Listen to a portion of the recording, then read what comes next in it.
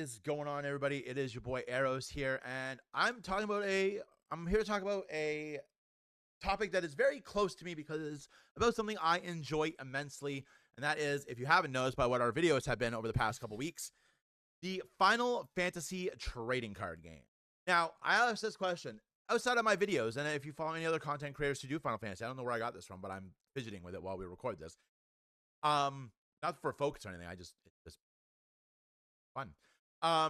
What did you know, without watching me or other content creators who you follow that maybe enjoy the Final Fantasy trading card game, did you know that it's actually a card game? And no, I'm not talking about that amazing Magic the Gathering set that came out last year. I am talking about the actual bread and butter Final Fantasy trading card game. Do you know that this game has been out for 15 years in Japan and a whopping 10 years in North America? It came out in 2016 with the release of Opus 1. And honestly, you guys, out of all the card games I play, and you know I play a lot of them, this is probably, arguably, my favorite card game out there. Riftbound is definitely creeping up on it as a really good close second. I think this game mechanically is so much fun. I think it's so much fun to play. I think, well, a lot of the art is like stock art from the games. Some of the art they do is just phenomenal, and it is probably my favorite card game of all time. And I know I say this about a lot of card games, but if we get down to like the nitty gritty of card games, this is definitely my favorite card game. But why do you not know it exists? And a lot of it is, ironically, on Square Enix themselves. I think they do a very poor job in North America, and we'll talk about that in a second, to really put emphasis on this card game. And I know I was doing some research on this, and I do know that during some Square Enix layoffs, they did lay off the TCG person, and they just, I guess, haven't gotten around to replacing them. But I think these are things that I think they can do to really put emphasis on this card game. And we're going to talk about one of the things really quickly, and then we're going to go into a little bit more detail and show you what I mean about like the Japanese to American difference, night and day. So starting off, the first thing I think is more special products, more starter decks. Like, you want to keep a card game going, you want to bring more people into it at the entry level, starter decks, anniversary collections, blah, blah, blah. Those are the way to go. And honestly, Final Fantasy for a long time was doing this at a great level. There's a ton of starter decks. There's two Final Fantasy 7 starter decks. There's starter decks for Final Fantasy 10, Final Fantasy 13, Final Fantasy 14, Final Fantasy 9, Final Fantasy, did I say 10? Yes, I did say 10. Type 0. There was a ton of starter decks coming out for this game. Then they also released a special 2-player starter decks, ones of which included Heroes versus Villains, Onion Knight versus Cloud of Darkness, Cloud versus Sephiroth, Cecil versus Golbez, Arden versus Noctis, which brought out the Retainers deck, which was a really strong deck competitively for a good little bit. Same with the Final Fantasy VII Avalanche versus Shinra. The Avalanche section of that deck was such a strong deck competitively. Oh, I'm missing one. They also released custom deck sets for Final Fantasy X and Final Fantasy 13. Both of those decks were really strong meta contenders for a good little bit. And of course, I cannot say enough good things about their anniversary collections, bringing out amazing reprints such as Shantado from Opus 1, Tyro in the 2024 one. There's just a really good array of products that helped newer players come into the game. The last one was released in 2024. In 2025, we did get the 2024 World Championship decks, which I think is a great step in the right direction. And the starter decks have changed from being game related to just being like a well put together starter deck to get people into the game. But I feel like there's not enough of this out there. Like, we haven't gotten a really strong reprint set. Like, we got a reprint set that was Legacy Collection, but that was packs, whereas the anniversary collections were just literally all the promo, all the really good reprinted cards, and every single version of that product got the same thing. I think stuff like this is fantastic. If you guys have watched any of my Pokemon videos, reprint stuff is essential to keep a card game alive, especially if the card game is already hard enough to get in its own right. Thank goodness for reprint sets in Pokemon, because it makes those otherwise hard to get cards. It gives you another really good way to access them. It also brings down the secondary market of those cards if you're looking to buy singles. So releasing products of this sort is always really good, and some of them end up being really strong meta contender decks, like we talked about the Noctis deck in the Noctis versus Arden. I cannot say enough good things about the Avalanche Final Fantasy VII deck. My friend Blake plays that deck and is always a blast to play against. Custom 10, Custom 13. Stuff like that is, I think, is really what has made the Final Fantasy trading card game such a strong contender in its early years. And I would like to see them bring that stuff back. But that is the small symptom to the bigger problem. And the bigger problem is the North American communities in what's the one? Not in, that's not the word I want. And their incompetence of supporting this game. And yes, I know we talked about it. That person was fired and they apparently just haven't put a new person in there. But like, if you go and you look on the Japanese, recently I have been introduced to the Japanese Final Fantasy TCG community on Twitter, and my gosh, guys, this is night and day. The support that Japan gets for this game compared to what we have here in North America. And I'm going to show you guys both Twitters and just show you like the night and day difference. So let's get into this right now for y'all. So right now we are on the Final Fantasy TCG Japanese Twitter.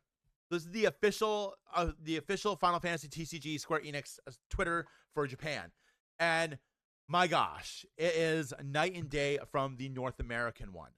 Like the amount of support that this game has in Japan, I had no idea it was this well supported in Japan. So here we have like latest expansion, Dreams of the Sea. That is Opus 30, I believe. I will never not call them Opus. I apologize. Look at this. We have they're fully supporting tournaments on this thing. That's the Lost Black Cap. They're talking about the results of their first season Masters. Like, look at this. Like, they're showing like how everything played out. If we go further down, we have deck results. So this is what was played at these events.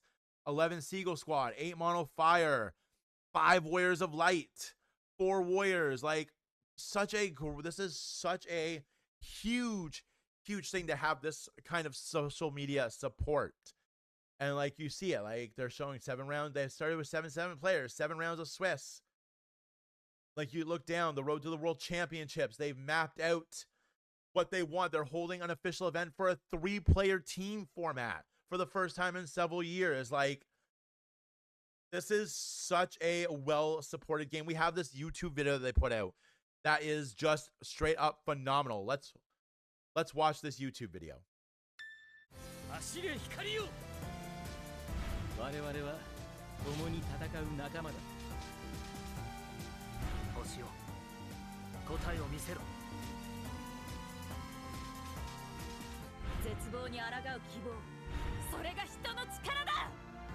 Like, that's Opus 1 stuff right there. Like, this is such a great video showing the Final Fantasy trading card game.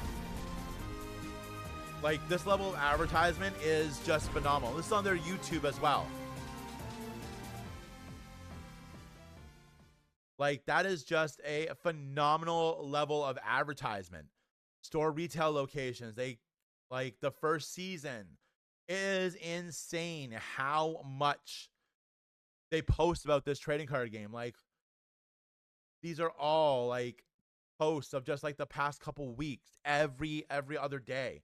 And then we look at the North American side of the Final Fantasy trading card game, and it is like just insane the vast amount of difference that they have here. Like, look at this. April 3rd, showing us a new organized play card for May. Grahatia. I like this art. Don't get me wrong. This is really cool in full art. Charlene being right behind him is just fantastic. But that's a card I believe has already come out in a full art. We're talking about Dreamlight Oceans. And then this. Hello, North American Final Fantasy TCG players. We apologize for the delay on the North American Region 2026 competitive season announcement. We're actively working on the details and expect to share it within the next few weeks. We appreciate your continued enthusiasm for the game. It has been a few weeks since this has come out. We still have not gotten anything. And then more just card of the day, like updates on production issues. Yes, that is another thing that is hampering this game in North America, production issues. But I think that also works into what I was talking about with just overall love and support for this game from the creators.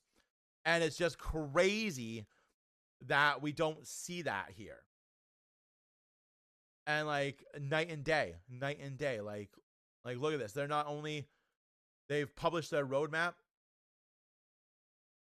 and they're talking about like adding in extra stuff. Like it's just, it is a night and day scenario. And I just wish that the North American side of this would jump on this and start like showing this. And how can you fix this? Get somebody. How else can you fix this? When you're replacing the person that was let go, get somebody who is TCG oriented. I have said so many times that if you have somebody who loves and respects the product guiding it, then it will show in sales. It will show in everything. Just like at my work, if you show love to what you're doing, you get business. It is how it works. If you look at the Japanese, and like I said, you look at the Japanese, like they're posting match videos, they're reposting match videos. Like there's just crazy how much you show a love to a card game, you get responses. And I hope that Square Enix North America gets on this. I hope that this new person they put in, and when they get their competitive stuff up, it is really well done, because I want to attend these competitive events. And it's even worse for me living in Canada because we don't get as many events as the United States does, as other places do. So I would really like to see that too. Like there's a huge following for this game here in Canada, in like the Quebec, Ottawa areas, the Toronto areas, and I would like to see that continue to grow and get bigger, because I would like to get some of my friends into this game, because it is honestly such an amazing card game. But let me know what you guys think. Am I way off the mark here about this card game in North America? Am I hitting good points? Am I just jabbering into a camera for, what are we at now, 12 minutes and 30 seconds for views? Because that's not what this is.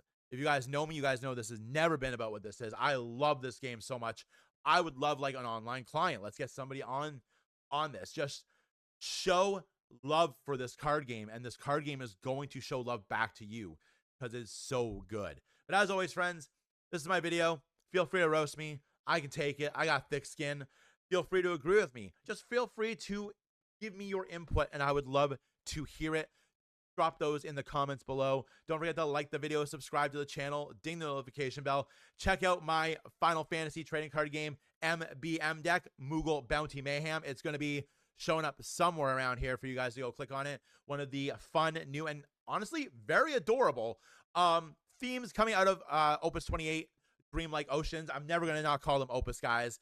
I think Opus 1, Opus 2, Opus 3 was fantastically named. I do like the names like Dreamlike Oceans, Journey to Discovery, Hidden Trials, Hidden Legends, Dawn of Heroes. I think that was what Opus 20 was called. And I just love this game, and I really want to see this game grow. I would love to record more content for this game. I would love to record some RL games. We're going to try really hard to do that over the next couple weeks. I know I always say this, but I think I've got my camera set up, ready to go. Be fun.